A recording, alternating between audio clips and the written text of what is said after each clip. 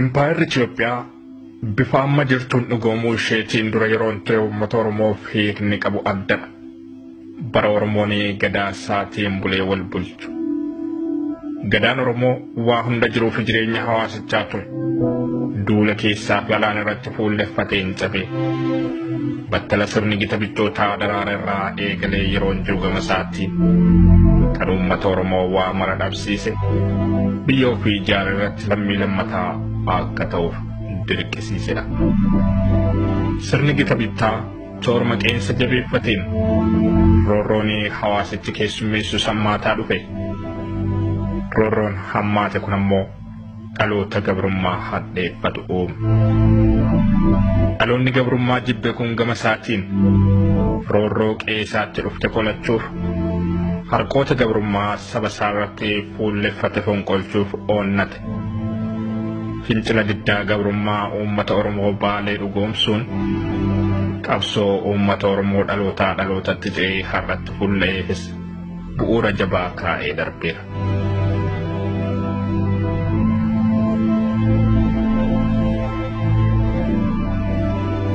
Seenaa fincila diddaa gabrummaa gootota baddaa Baalee keessatti gootota seenaa katabaniin dhaloota gootummaaf onnachiisan keessaa namni bara jireenya isaanii qabsoo keessatti fixan Koloneel Aliyyii Cirrii abbaan Dhoomber isaan tokko.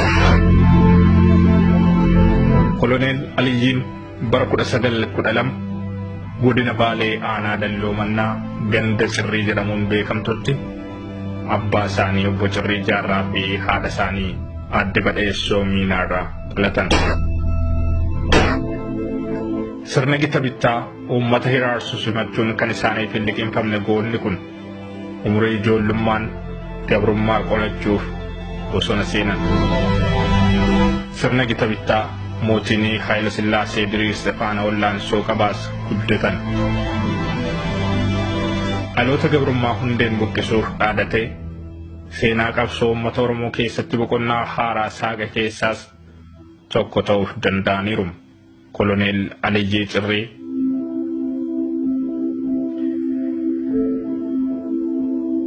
qabsoo diddaa gabrummaa Oromoo Baalee kan sirni yerosii fincila qonnaan bultoota Baalee jedhee waamuuf filate. Koloneel Aliyyii Cirrii namoota bu'uura jabaa kaanii darban keessaa adda durummaan dheeramu. Fincila dhuunfaan geggeessaniin hawaasa biratti beekamtii olaanaa gonfachuu bira darbanii sirna aangoorra ture hirriba kan dhowwan Aliyyii Cirriin qabsoo sirnicha irratti bifa faffaca'een geggeeffamu walitti qabuun bu'a qabeessa gochuuf fincila garee Jeneraal Waaqoo Guutuun durfamutti makamuufis murteessan. Gareen Jeneraal Waaqoo Guutuu namoota 40 fi gargaarsa qawwee 40 mootummaa Somaalee irraa argateen qabsoo eegalee tures nama muuxannoo lolaa jabaa qabu kana dabalachuu isaatti daran gammade. Maddatti kakuu raawwachuun qabsoo taasifamu koloneelummaan itti aanaa Jeneraal Waaqoo Guutuu ta'anii akka hooggananiifis filate.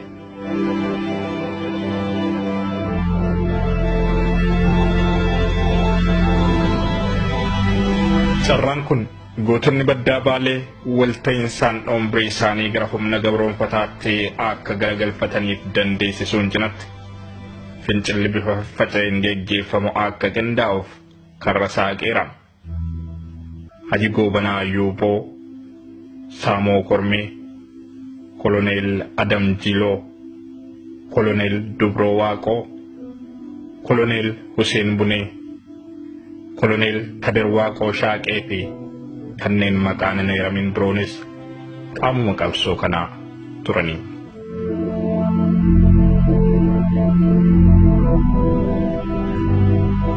Gootonni kunneen lola jabaa waggoota 7 waraana Haayila Sillaasee irratti taasisaniin injifannoowwan jajjaboo gonfatan. Teessumni lafaa fi tooftaanii lolaa abboota isaanii Cirrii Jaarraa, Muhammad Gadaa Qaalloo fi isaan biroorraa dhaalan ammoo injifannoowwan akka dhuunfaattis ta'e akka gareetti galmaa'aniif qoodni qaban olaanaa ture.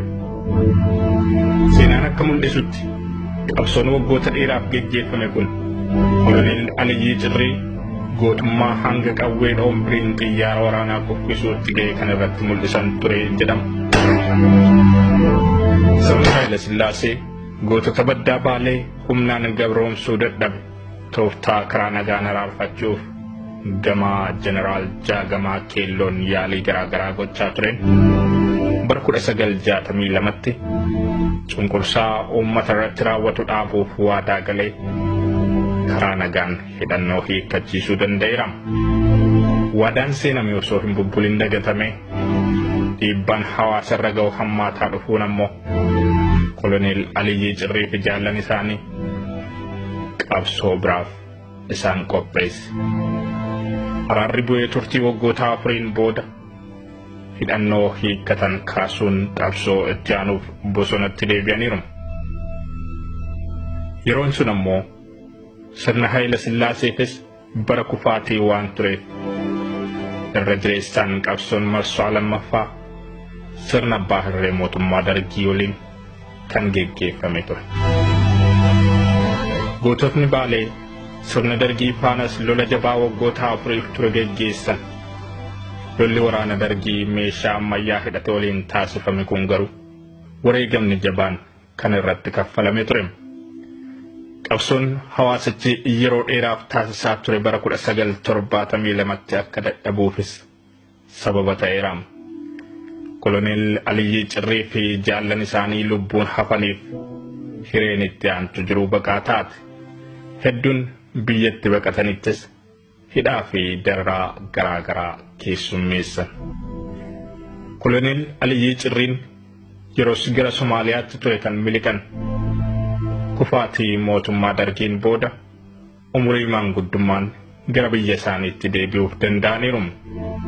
Yeroo hafteefis godina Baalee aanaa Madda Walaabuu magaalaa Bidireetti dabarsan. Hammam hawwiin isaanii inni hangafaa gabrummaan hundeedhaan buqqaatee arguu ta'us sanaaf hin carroomne. Dhaloonni qabsoo isaan karra saaqaniif dhaalee gabrummaa hundeedhaan buqqisuuf oonnate uumamuusaa garuu ijaan arganii mirkaneeffataniiru.